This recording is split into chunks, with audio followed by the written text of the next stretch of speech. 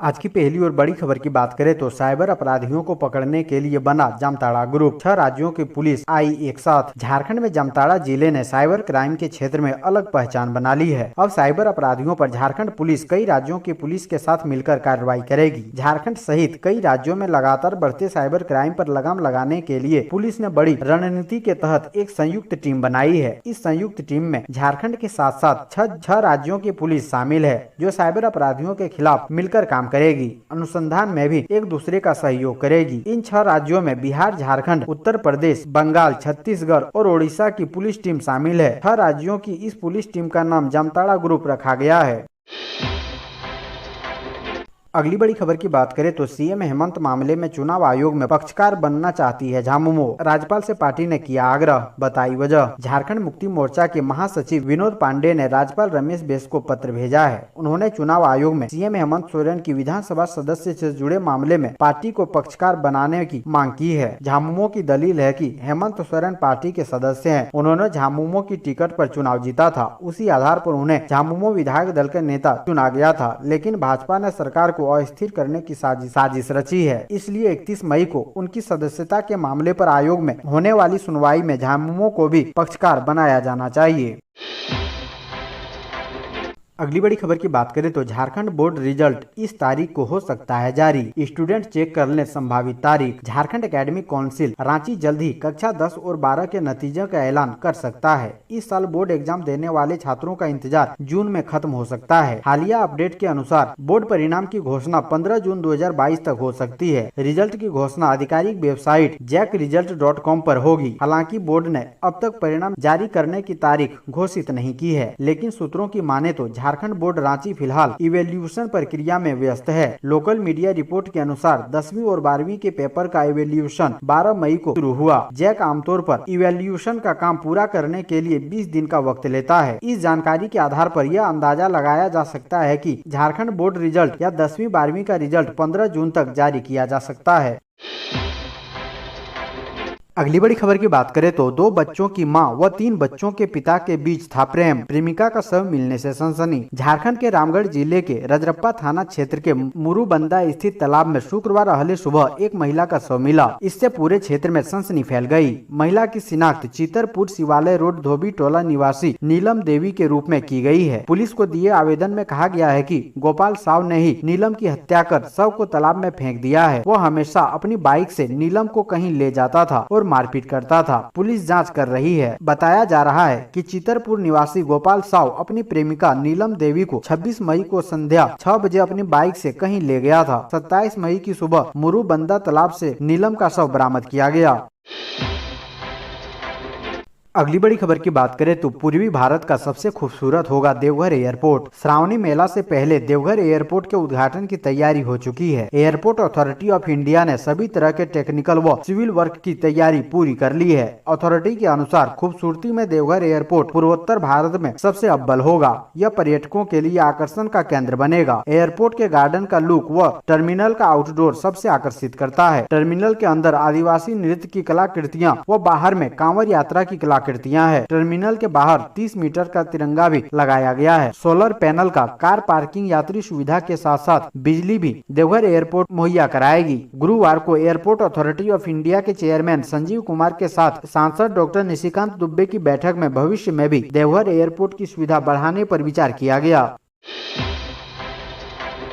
अगली बड़ी खबर की बात करें तो ईडी की कार्रवाई पर सवाल। सीएम ने पूछा क्यों नहीं हो रही है ब्रीफिंग। भाजपा बोली मुख्यमंत्री क्यों है बेचैन। झारखंड में परिवर्तन निदेशालय यानी ईडी की मनी लॉन्ड्रिंग मामले में चल रही कार्रवाई के तौर तरीके पर सवाल उठने लगे हैं। इसकी वजह यह है कि 6 मई से कार्रवाई चल रही है, लेकिन अब तक एजेंसी की ओर से ऑफिशियल ब्रीफिंग नहीं की गई है। खुद मुख्यमंत्री हेमंत सोरेन ने अब इस पर गंभीर सवाल खड़े किए हैं। सीएम हेमंत सोरेन ने पत्रकारों से बात करते हुए कहा कि देखिए, यहाँ जो हमारे राज्य के अंदर ईडी की कार्रवाई चल रही है, मैं इस संदर्भ में यही कहना चाहता हूं कि कार्रवाई कम और अखबारबाजी, मीडियाबाजी ज्यादा चल रही है। मुझे लगता है कि ईडी के लोग यहाँ कार्रवाई करने के लिए नहीं, बल्कि एक पत्रकार और न्यूज चैनल की भूमिका निभा रहे हैं। हमारी उनकी हर गतिविधियों पर नजर है कि उसको किस काम के लिए अधिकृत किया गया है और वे क्या कर रहे हैं। जरा उनसे पूछिए कि इतने दिनों तक जो उन्होंने काम किया है उसका क्या फल निकला। उन्होंने कितनी प्रेस ब्रीफिंग की है। ईडी ने कार्रवाई के बारे में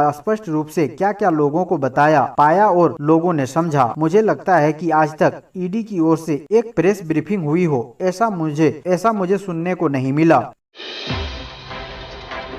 अगली बड़ी खबर की बात करें तो इंटर स्तरीय 991 पद के लिए नियुक्ति प्रक्रिया शुरू, जेएसएससी ने मांगे ऑनलाइन आवेदन। झारखंड में सरकारी नौकरी की चाह रखने वालों के लिए यह अच्छी खबर है। 27 मई शुक्रवार से कंप्यूटर ज्ञान और कंप्यूटर में हिंदी टंकन इंटर स्तरीय 991 पदों पर नियुक्ति के लिए आवेदन लिया जा रहा है। झारखंड कर्मचारी चयन आयोग की ओर से यह आवेदन आमंत्रित किए जा रहे हैं। यह परीक्षा एक चरण में ही आयोजित की जाएगी। OMR सीट पर परीक्षा ली जाएगी। इस परीक्षा का आयोजन 3 शिफ्ट में होगा। पहला पत्र भाषा ज्ञान, दूसरा पत्र जनजाति और क्षेत्रीय भाषा के साथ साथ तृतीय पत्र में सामान्य ज्ञान से जुड़े वस्तुनिष्ठ और बहुवैकल्पिक प्रश्न पूछे जाएंगे।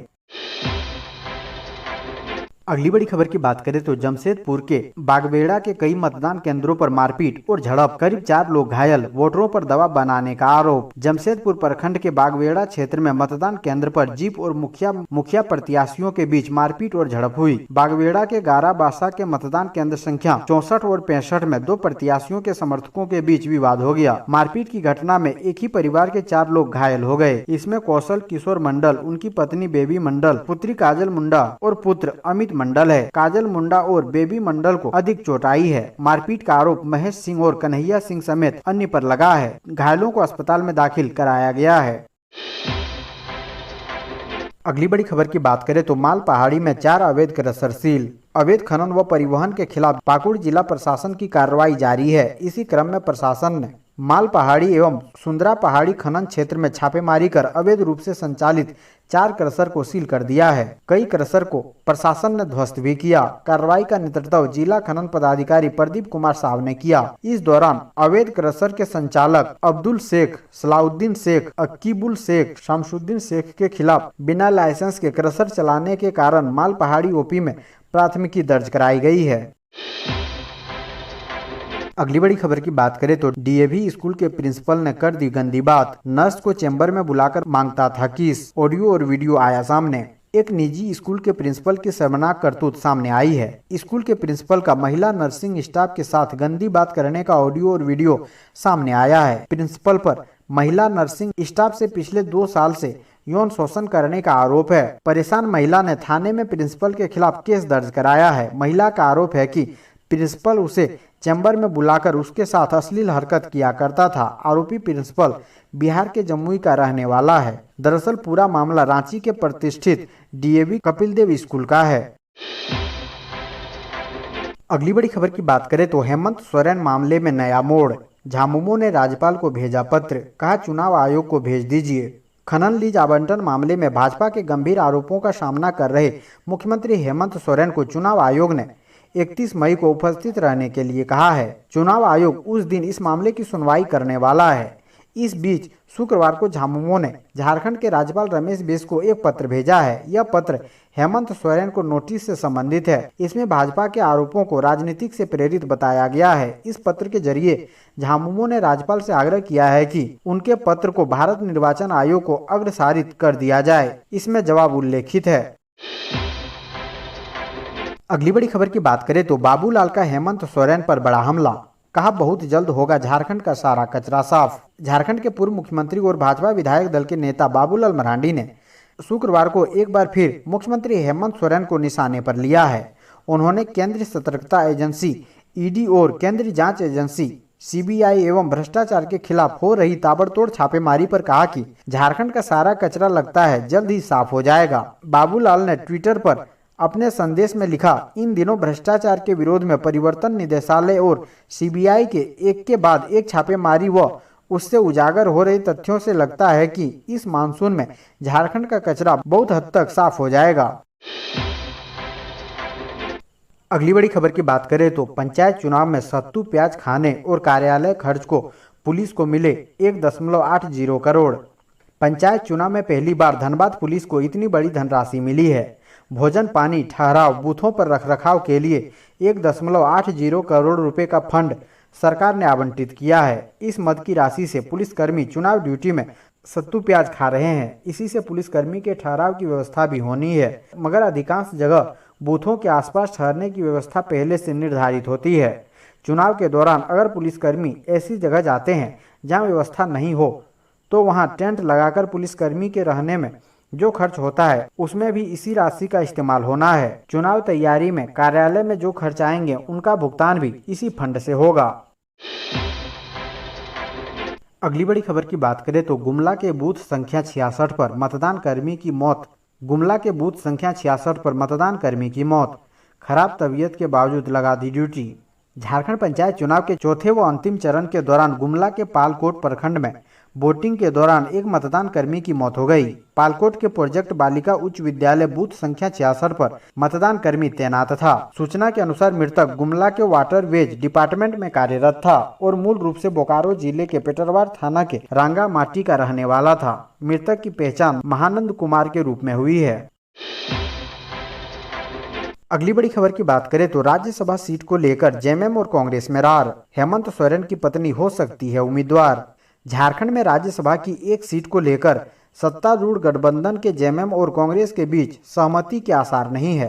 कांग्रेस ने 2 साल पहले हुए राज्यसभा चुनाव में जेएमएम प्रत्याशी शिबू सोरेन को समर्थन के एवज में इस बार गठबंधन के नेता हेमंत सोरेन के सामने दावेदारी पेश की थी। वहीं इसी बीच खबरें आ रही है कि जेएमएम ने अपना उम्मीदवार उतारने का मन बना लिया है। 28 मई को झारखंड मुक्ति मोर्चा विधायक दल और पार्टी के प्रमुख नेताओं की बैठक होनी है। इसमें इसको लेकर फैसला लिया जा सकता है। जेएमएम के प्रवक्ता सुप्रियो भट्टाचार्य और विनोद पांडे ने साफ कहा है कि गठबंधन में उनकी पार्टी संख्या बल के हिसाब से सबसे बड़ी पार्टी है। इस नाते राज्यसभा की पहली सीट पर पार्टी की ओर से उम्मीदवार उतारा जाना तय है। अगली बड़ी खबर की बात करें तो आईपीएल के बाद पंचायत चुनाव में ड्यूटी करने लगे धोनी, लोगों के चकराए दिमाग। इंडियन प्रीमियर लीग 2022 से घर लौट आए कप्तान महेंद्र सिंह धोनी को लेकर अफवाह उड़ रही है। लोग कह रहे हैं कि सीएसके कप्तान महेंद्र सिंह धोनी अब पंचायत चुनाव में ड्यूटी करने लगे हैं। दरअसल हर कोई इस बात से हैरान है कि धोनी पंचायत चुनाव में क्यों ड्यूटी कर रहे हैं। आखिर इसके पीछे क्या बड़ी वजह है। अगर आप भी सोच रहे हैं कि यह एक बेतुकी बात कर रहे हैं तो ऐसा बिल्कुल भी नहीं है। दरअसल माजरा ये है कि कई लोगों ने सीएसके कप्तान महेंद्र सिंह धोनी जैसे दिखने वाले शख्स को देखा जो पंचायत चुनाव में ड्यूटी कर रहा है। जिसने भी देखा वह एक पल के लिए हैरान रह गया कि ऐसा कैसे संभव हो सकता है। खबर फैली कि धोनी जैसा दिखने वाला शख्स पंचायत चुनाव में ड्यूटी कर रहा है तो लोगों की भीड़ आ गई। हर कोई धोनी के हमशक्ल के साथ फोटो खिंचवाने के उतावले था। बता दें, धोनी के इस हमशक्ल का नाम विवेक कुमार है जो सीसीएल में सहायक प्रबंधक के रूप में काम करते हैं। वे इस समय झारखंड में पंचायत चुनाव के दौरान अपनी ड्यूटी दे रहे हैं।